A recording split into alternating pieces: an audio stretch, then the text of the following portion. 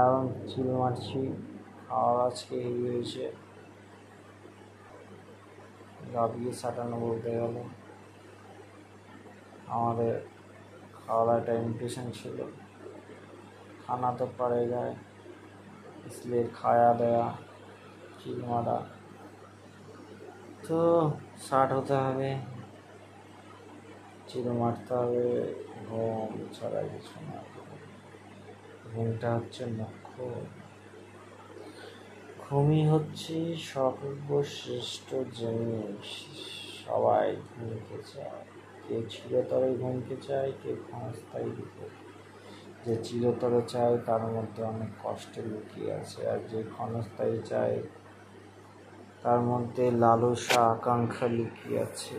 তবে সবাই কিন্তু ঘুম চায়।